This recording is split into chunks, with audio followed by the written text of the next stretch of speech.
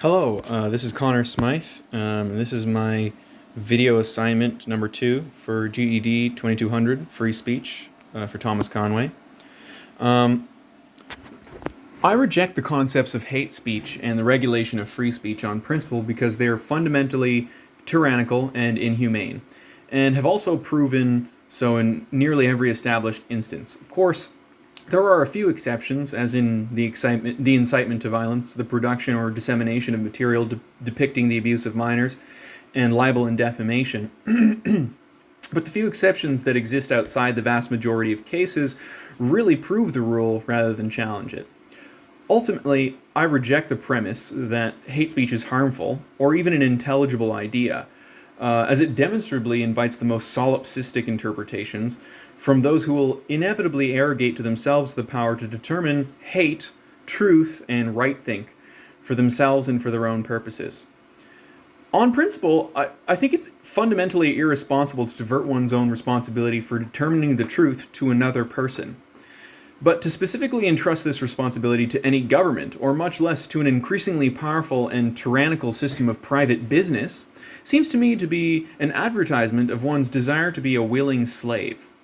Private companies explicitly do not have the public interest in mind, and governments have precious little more than that.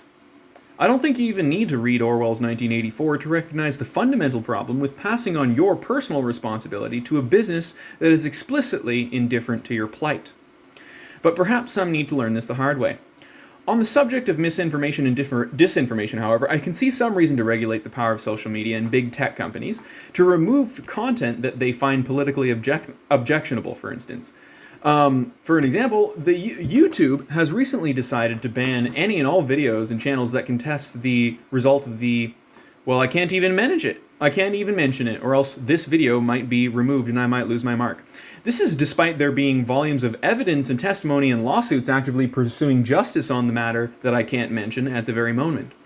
The media has also lied about conservative U.S. citizens for political reasons, like Nick Sandmann, who was accosted by Nathan Phillips, a native man who falsely claimed to be a Vietnam War veteran. Mainstream media outlets like CNN ran the story first as if Sandmann was the racist aggressor. However, evidence showed that it was actually not the case, and in fact, evidence showed that CNN had selectively edited footage in their favor, or in their argument's favor. Thankfully, CNN, like others, has since had to pay out a $275 million settlement as a result of their unconscionable defamation of a minor. But is this enough?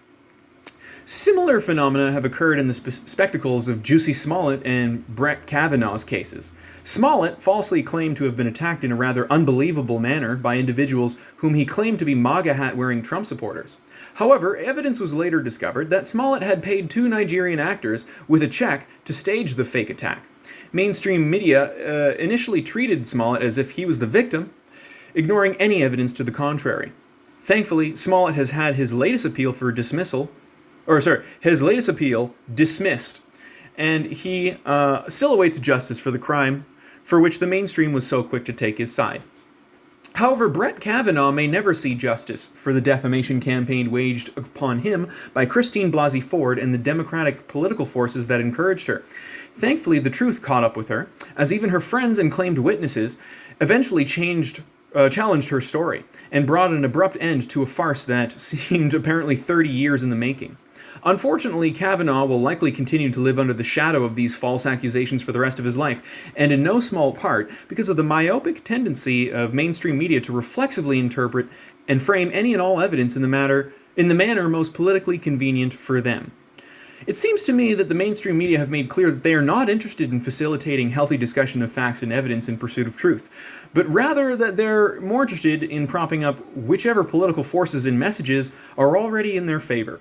Perhaps what is needed is a strengthening of the defamation and libel laws, specifically against large social media companies who have among the greatest responsibilities for their fairness of their platforms.